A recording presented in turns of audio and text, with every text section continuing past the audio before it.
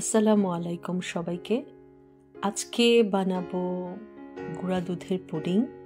তো সেই জন্য আমি ক্যারামেল করে নিচ্ছি। প্রথমেই এখানে আমি 2.5 টেবিল চামচ চিনি দিয়ে নিচ্ছি। তো যেহেতু ছোট একটা পুডিং বানাবো সেজন্য এতটুকু চিনি এনাফ।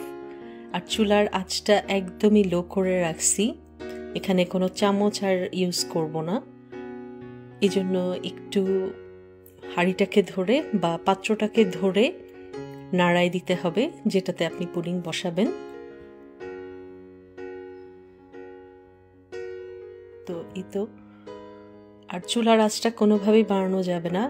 ক্যারামেল করার সময় শুরু থেকে শেষ পর্যন্ত 4-5 মিনিট যা লাগবে একদম চুলার পাশেই দাঁড়ায় থাকতে হবে, নাহলে কিন্তু ক্যারামেল পুড়ে গেলে পুডিং তিতা হয়ে যাবে, সেক্ষেত্রে কিন্তু পুডিং আর খাওয়া যাবে না। খুব ইজি একটা রেসিপি, কিন্তু পুডিং বানানোর ক্ষেত্রে সবচেয়ে কেয়ারফুল থাকতে হয় হচ্ছে এই ক্যারামেল করা নিয়ে। ক্যারামেল যদি আপনার ভালো হয়, পুডিংও আপনার পারফেক্ট হবে ইনশাআল্লাহ।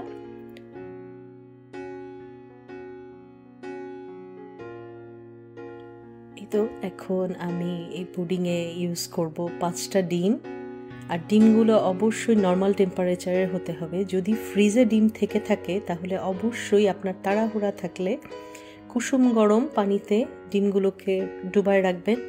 আর যদি আপনার টাইম থাকে সেক্ষেত্রে 2 থেকে 3 ঘন্টা আগেই ডিমগুলোকে বের করে রুম টেম্পারেচারে করে নেবেন, তাহলে ডিম এবং কেক দুইটাই খুব ভালো হবে। আর এখানে এখন আমি লেবুর রস দিয়ে দিচ্ছি একটা পিস। এক্ষেত্রে আর ডিমের কোনো গন্ধ থাকবে না পুডিংয়ে। আর যদি লেবুর রস কেউ ইউজ করতে না চান সেক্ষেত্রে ভ্যানিলা এসেন্স বা অরেঞ্জ এসেন্স বা যে কোনো এসেন্স আপনার ঘরে যেটাই থাকে সেটাই ইউজ করতে পারেন। আমি আর কোনো এসেন্স দেইনি, আমি সরাসরি লেবুর রসটাই দিয়ে দিছি।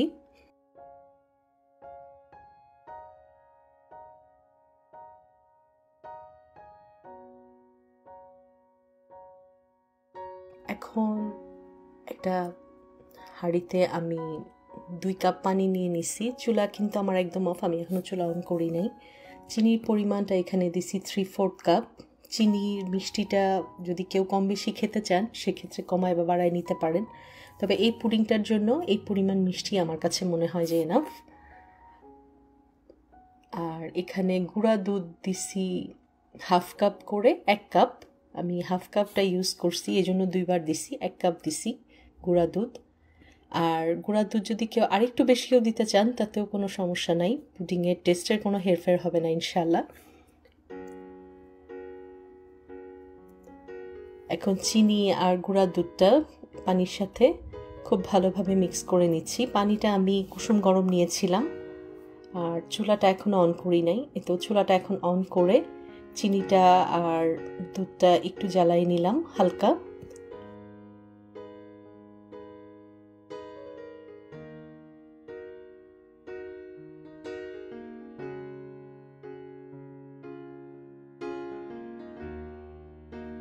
এখন দুধের গরমটা একটু চেক করলাম যে কুসুম গরম আছে কিনা। অবশ্যই ডিমের সাথে গুঁড়া দুধটা মিক্স করতে গেলে এটা খেয়াল রাখবেন যে দুধটা যেন অবশ্যই কুসুম গরম থাকে, তাহলে আর অনবরত নাড়তে হবে। সেক্ষেত্রে আপনার পুডিংটার টেক্সচারটা খুবই ভালো আসবে, পুডিংটা খুবই বাবলি পুডিং হবে। কখনোই ঠান্ডা দুধের সাথে ডিম মিক্স করবেন না, কুসুম গরম যেন অবশ্যই থাকে। তো এই তো, আমার পুডিংয়ের মিক্সারটা তৈরি। এখন একটা স্ট্রেইনার দিয়ে আমি এটাকে ছেঁকে দিচ্ছি যেন ডিমের সাদা অংশের কিছুটা অংশ বা লেবুর রস চিপে দিয়েছি সেটার কিছু যদি পড়ে থাকে তাহলে স্ট্রেইনারে সেগুলো আটকায় যাবে।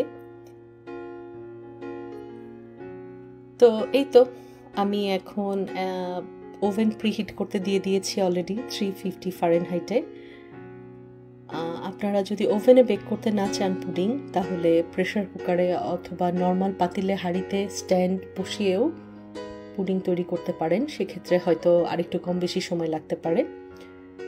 তো আমি অলওয়েজ দেখা যায় যে পুডিং ওভেনেই দিয়ে দিই আর চুলায় বসাই না। তো আমার পুডিংটা হয়ে গেছে ফাইনালি। আমি আর এটাকে কাটা দেখাই নাই, সার্ভ করাও দেখাই নাই।